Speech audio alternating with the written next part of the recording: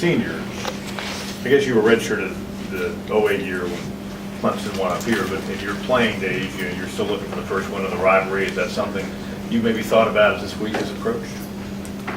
First and foremost, I want to give thanks to my Lord and Savior Jesus Christ. Secondly, to answer your question, yeah, I mean, I haven't won yet against these guys since I've been playing in 09, so it's definitely took into account. That's something you guys and the other 4-year players or 5-year guys have been talking about? It's something, yeah. I mean, winning a state championship is one of our top goals, so that's one of the only goals we haven't got done, so, yeah. What do you guys talked about in the locker room with the whole Spurrier-Dabo, with sort of verbal jabs back over the past year since you last played? Just laugh, just something funny to laugh at, I guess. I mean, that's not going to win the game, so it's just funny more or less. Does it add fuel, you think, to the rivalry that's already heated between these two schools? I honestly think it does for the fans. I mean, I know how crazy the fans are in the state on both sides of the spectrum, so I think it adds fuel to the fire for them. Is there a sense that, this has been a 10-win season so far, but it's important, especially as you mentioned, for the fans, for the rivalry to, go their team's way? I mean, would a win mean more to the 10 wins? Would a loss kind of put a dent in where you guys have gotten so far? I think a win and a loss is big on either end. Like, we want to win every game. We strive to win every game.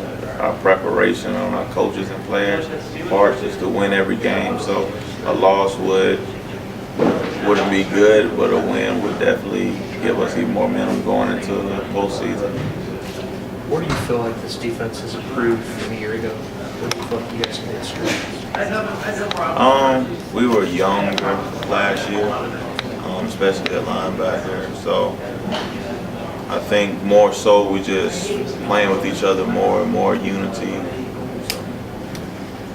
What do you think you guys need to do to sort of slow Rashard down, keep him contained? Last year, he was able to make plays outside the pocket, burned you guys, and ended up resulting in a big loss again.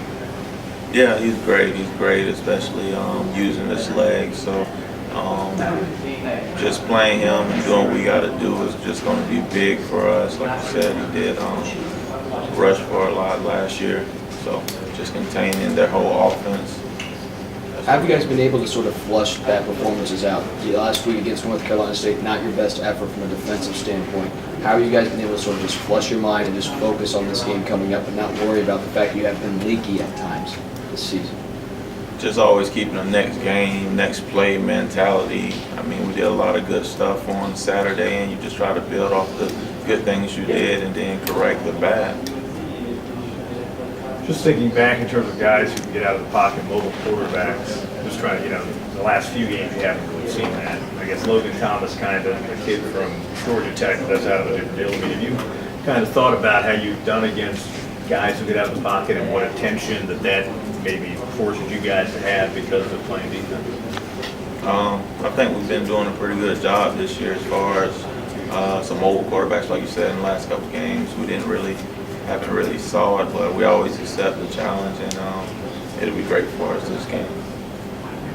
Personally, is this season a success or a failure in your mind if you don't beat South Carolina? You've lost 3 straight times in your career. I mean, be honest with me. I know the whole speak, you still won 10 games, but be real. If you don't win this game, is it going to hurt your legacy here?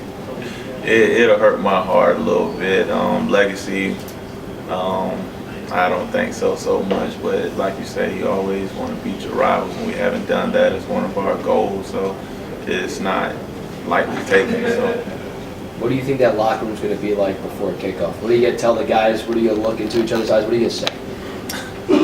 Just do what we do. It's been working for us so far this season, so just keep doing what we're doing. There's a lot of hype around the game, but just doing what we do is what made us have so much success this year, so let's not go into this game and try to change that up. As an out-of-state guy, are you more caught up in the rivalry than when you first got here? To be honest with you, last year, my junior year, and this year, it's sunk in a lot more. When I was a young guy just coming from Florida, I'm not going to say I didn't understand it, but I've just grown a bigger appreciation for it. What helped you get that appreciation? What kind of helped it sink in for you feel like? 60% of my teammates are from South Carolina, seeing how how much it means to them, how they grew up around it, how much it kind of hurts when we do lose a game, not just for them, but kind of like their families also. So I've grown to appreciate that through that. Makes South Carolina challenging to stop in the passing game. You got those quick little receivers and the big athletic tight ends that do work over the middle. What's the challenge in checking that kind of balance? Like you said, they have some good receivers, some great receivers, real mobile, and a quarterback who can throw the ball and make plays with his feet. So just lineman assignment responsibility from that standpoint and pertaining to offense. How special would it be to beat South Carolina, given this is for you seniors, your last game here, to go out on top and win at that magnitude? It's huge, regardless of who we're playing. Last game in Death Valley is huge. It was like playing with your brothers in your backyard for the last time. So from that standpoint, it is huge. Anything else? Thank you. Thanks, Rashard.